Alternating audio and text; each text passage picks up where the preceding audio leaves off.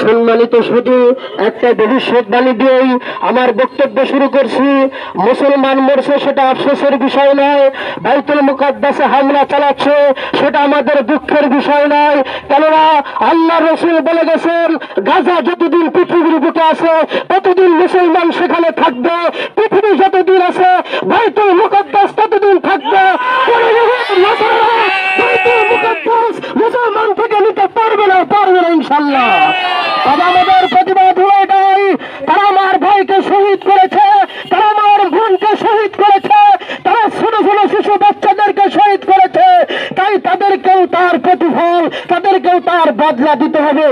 সেই বদলা স্বরূপ আমাদের কিছু কাজকর্ম করতে হবে। এক নাম্বার, ইহুদিদের যত পণ্য আছে সমস্ত পণ্য আমাদেরকে বর্জন করতে হবে।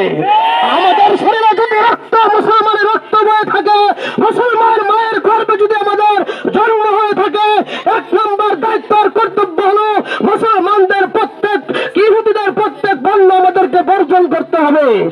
সেই সাথে আমি বাংলাদেশ খেলাফত মজলিসের বেলতল ইউনিয়ন শাখার সভাপতির দৃষ্টি আকর্ষণ করে বলবো, আপনি বেলতল ইউনিয়ন ইসলামী আন্দোলনের কমিটিদেরকে নিয়ে বসেন, ইসলামী তারপরে আছে জামাত ইসলামী, তাদেরকে নিয়ে বসেন, বসে সিদ্ধান্ত গ্রহণ করেন বেলতলের ইউনিয়নের ভিতরে কোন একটা রাস্তা দিয়ে ইহুদিদের কোন পণ্য আমার বেলতল ইউনিয়নে ঢুকতে পারবে না।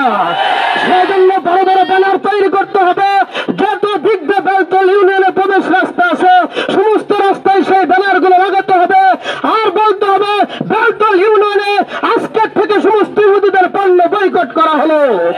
এবং সৈন্য তৈরি করতে হবে, প্রত্যেক গলিতে গলিতে দল গঠন করতে হবে। কোন পণ্য বাড়ি যদি ইহুদিদের পণ্য নিয়ে বেলতল ইউনিয়নে প্রবেশ করতে নাই, তাহলে এই গাড়ি সহ পণ্য সহ আগুনে পুড়িয়ে দিতে হবে। আমাদের 2 নম্বর কাজ করতে হবে, আমাদের প্রত্যেক ইসলামী রাষ্ট্র থেকে আমাদের মুসলমানরা প্রত্যেক ইসলামী সরকারদেরকে জোর করতে হবে, তাদেরকে আঘাত করতে হবে জাতিসংঘ নিয়ে বসার জন্য। জাতিসংঘ যেন তারা তাদেরকে জাতিসংঘ চাপ দিয়ে যেন তারা ফিলিস্তিনের হামলাকে বন্ধ করে।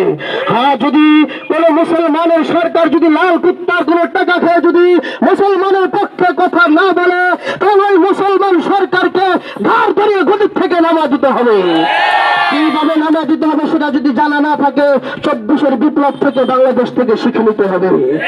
সেই সাথে 3 নম্বর কাজ করতে হবে, জাতিসংঘ যদি এই ইহুদিদেরকে যদি ফিলিস্তিনের আক্রমণ থেকে যদি বন্ধ না করতে পারে, ইসলামী প্রত্যেক রাষ্ট্রকে সরকারকে একত্র হয়ে ইসলামী জাতিসংঘ তৈরি করতে হবে।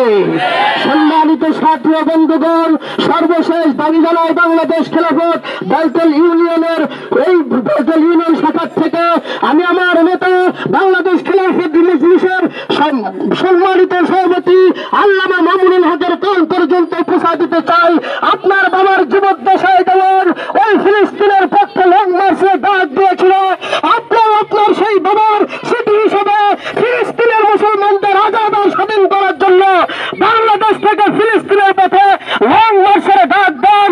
ইনশাআল্লাহ ত্যাগ আর কোরবানি দিয়ে, শরীরের তাজা রক্ত দিয়ে মুসলমানদের পক্ষে আমরা লড়বো ইনশাআল্লাহ।